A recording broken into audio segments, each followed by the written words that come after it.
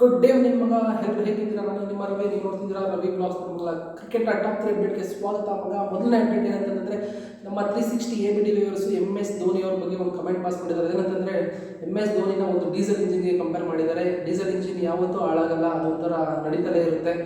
ಅವರು ದಶಕಗಳಿಂದ ಏನು ಕ್ರಿಕೆಟ್ ಆಡ್ಕೊಂಡೇ ಬಂದಿದ್ದಾರೆ. ಅವರೊಬ್ಬ ಒಳ್ಳೆ ನಾಯಕ ಎಂದು ABD ವ್ಯೂವರ್ಸು ಇವತ್ತು ಕಮೆಂಟ್ ಪಾಸ್ ಮಾಡಿದ್ದಾರೆ. ಒಂದು ಹೌದು ಗುರು, MS ಧೋನಿ ಅವ್ರ ಫೀಲ್ಡಲ್ಲಿ ಇದ್ದರೆ ಅವರ ಚಾಕಚಕ್ಯ ಹೆಂಗಿರುತ್ತೆ ಅಂತ ನಿಮಗೂ ಗೊತ್ತು, ಅವ್ರ ಫೀಲ್ಡ್ ಸೆಟ್ಟಿಂಗ್ ಎಲ್ಲ ಹೆಂಗಿರುತ್ತೆ ಅಂತ ನಿಮಗೂ ಗೊತ್ತು. ಆ ಥರ ಇರಬೇಕಾದ್ರೆ MS ಧೋನಿಗೆ ಕೂಲ್ ಕ್ಯಾಪ್ಟನ್ ಅಲ್ಲದೆ ಒಳ್ಳೆ ಕ್ಯಾಪ್ಟನ್ ಅಲ್ಲದೆ ಇನ್ಯಾರು ಹೇಳೋಕ್ಕಾಗುತ್ತೆ.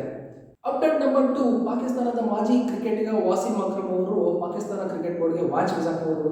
ಅದೇನಂತಂದರೆ ಪಾಕಿಸ್ತಾನ ಕ್ರಿಕೆಟ್ ಬೋರ್ಡ್ನಲ್ಲಿ ಇನ್ನೊಂದು ಸ್ಟೇಡಿಯಂ ಕಟ್ಟಬೇಕು ಅಂತ ಯೋಚನೆ ಮಾಡ್ತಾ ಇದ್ದಂತೆ.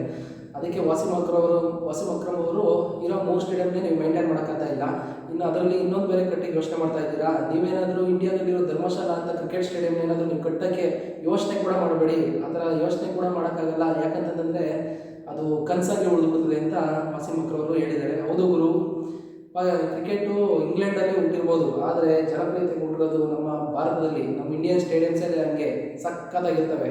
ಅಪ್ಡೇಟ್ ನಂಬರ್ 3, ಮಗ ನಮ್ಮ ಮಾಜಿ ಕ್ರಿಕೆಟರ್ ಆದಂಥ ಪ್ರವೀಣ್ ಕುಮಾರ್ ಅವರು ಹಾರ್ದಿಕ್ ಪಾಂಡ್ಯ ಬಗ್ಗೆ ಒಂದು ಕಮೆಂಟ್ ಪಾಸ್ ಮಾಡೋದು. ಅದೇನಂತಂದರೆ ಹಾರ್ದಿಕ್ ಪಾಂಡ್ಯ ಡೊಮೆಸ್ಟಿಕ್ ಕ್ರಿಕೆಟ್ ಆಡಲ್ಲ, ಯಾಕೆ ಅವನೇನು ಪ್ರತ್ಯೇಕ ರೂಲ್ಸ್, ಅವನೇನು ಚಂದ್ರಗುಡದಿಂದ ಉಗಿದ್ಬಿಟ್ಟವನ ಅಂತ ಪ್ರವೀಣ್ ಕುಮಾರ್ ಒಂದು ಖಡಕ್ ಆಗಿ ಹೇಳಿಕೆ ಕೊಟ್ಟವ್ರೆ BCCI ಅವ್ರಿಗೆ.